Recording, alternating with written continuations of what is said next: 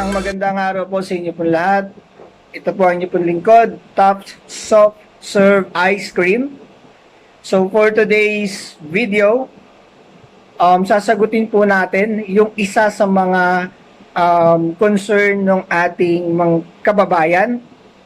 Hindi ko na po ipapakita yung video niya regarding do sa kanyang concern at saka yung buong pangalan. Kasi wala tayong approval galing dun sa owner or dun sa tao na yon.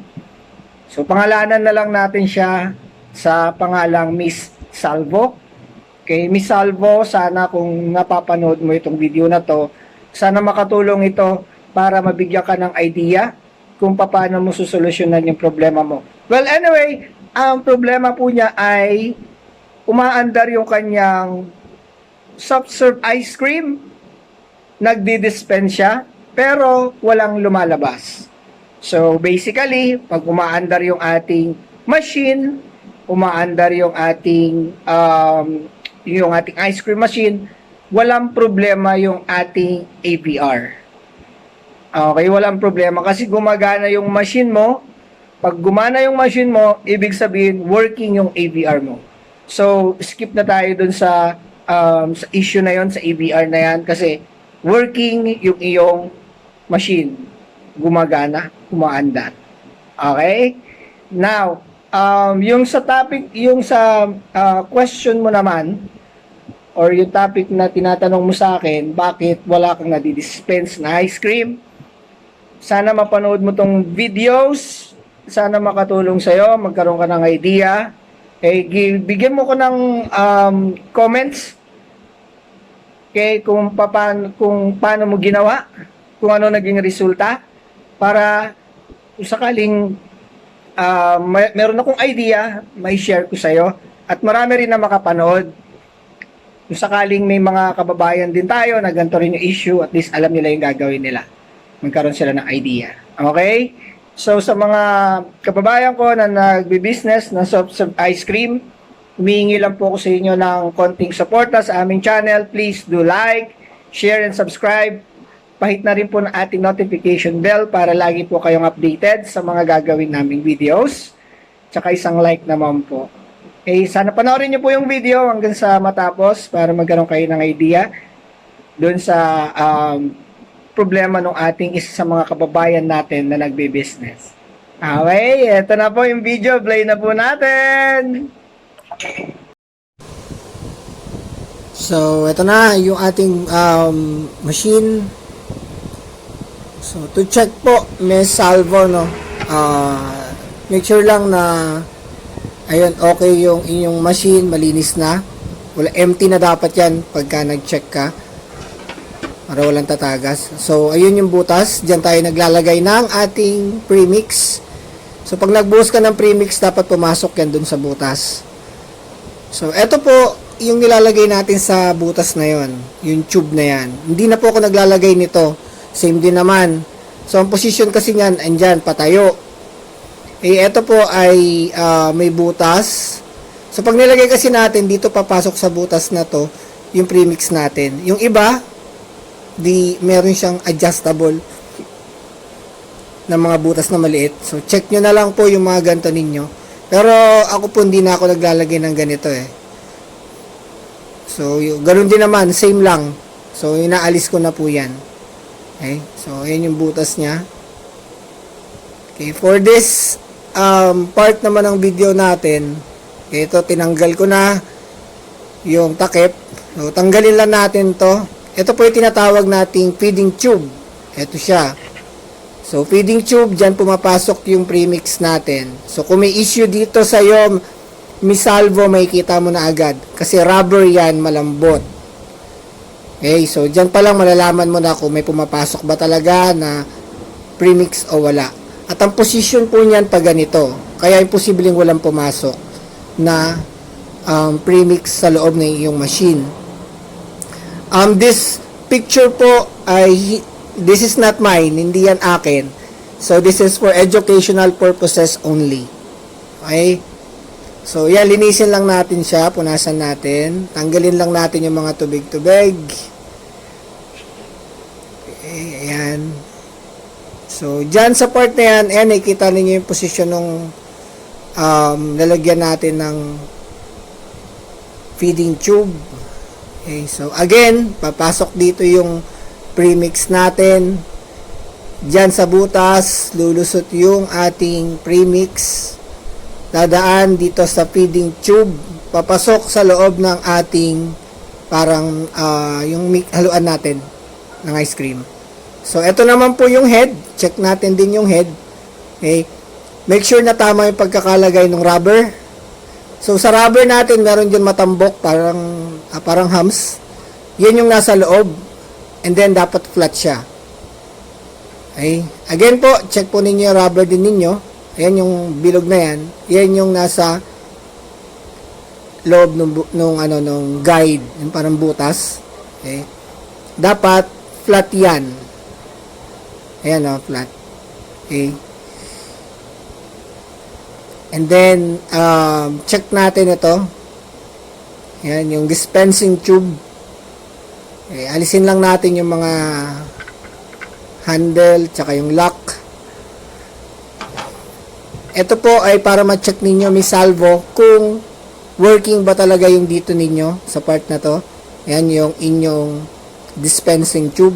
Ayan, nakikita nyo gumagalaw oh. Sabihin, dapat mayroong lalabas na ice cream. Okay? Now, dito naman, yung ating LEC, yung propeller natin, check natin. So, dapat ganyan po yung pagkakakabit. Yan, mapapansin niyo maputi siya, di ba? Kasi lagi ko po yan nililinis everyday. Nilalabas po yan para linisin. Huwag puro buhos lang. Dapat everyday linis. So, ganyan po, may salvo yung pagkakakabit dapat nung inyong propeller. Ay, check nyo maigi yung goma. Nakita nyo yung goma kanina. Yung pagkakaayos. Ayun, no? Dapat, yun, pa ganun dapat yung kabit niya. Tapos, may butas kasi yan eh, yan, no? May butas yan sa loob. So, dapat nakakabit yan doon sa drive. Yung square doon sa loob ng ating machine. Yung haluan niya. Dito oh, dyan. Dito, yung nasa dulo, yun oh, yung square na yun. Oh, linisin lang natin, wait lang. Linisin lang natin to. Everyday din po yan nililinis para matanggal yung mga dumi-dumi kung may dumi man. Okay, so everyday linis para safe din yung customer natin. Okay. Ayan, punas na punas sa loob. Ano ba yung pinupunasan natin sa loob? Ayan, para matanggal kung may dumi-dumi. Ano ba yung pinupunasan natin sa loob? Dito po tayo nagpupunas. Ito yung pinaka-pinupunasan talaga natin. Ayun, yung square na yon. Ayan, kita nyo ba? Ayan o, sa butas. Ayun, kita nyo tagus, diba? So, may salvo, yan po, dyan nakakabit yung ating LEC o propeller. Yan, dyan sa square na yan. Kung di nyo pa nakikita, papakita ko sa inyo mamaya. Yun. Medyo madilim lang dito guys. So, pagpasensyaan nyo na po. Okay, so may salvo, ito yung drive natin. Ayan o. I think, ano yan, parang 1/2 drive. Ayan yung square na yan. Kita nyo ba guys? Dilim eh. Ito. Ayan. Yan. Yan yung nasa loob. Sa dulo, yun o. So, checkin natin to kung working, kung umiikot din ba to, may salvo. To. Yan.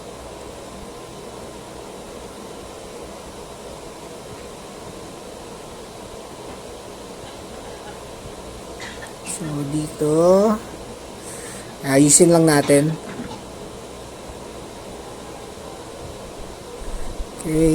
Okay. Ayan, on na. So, naka-on na tayo, live na yan. So, paandarin lang natin siya. Tignan ninyo kung umiikot ba yan o hindi. Okay lang po, nakaganyan yan, ma'am. Para lang po matest ninyo kung okay yung umiikot yung nasa loob. Okay yung machine nyo. So, press lang tayo dito. Wash. Dapat umandar yan sa loob. Ayan o. Kita nyo, maandar. Silipin natin dito. Baka hindi nyo nakita eh. Ayun o, umiikot sa loob. Yung square sa loob ni salvo dapat umiikot. Every time na nagdi-dispense ka, umiikot yan. Pag umiikot yan, iikot din yung LEC mo. So, dapat meron kang lalabas dyan, ice cream. Okay? So, sa likod, ayan o, makita ninyo, umiikot din.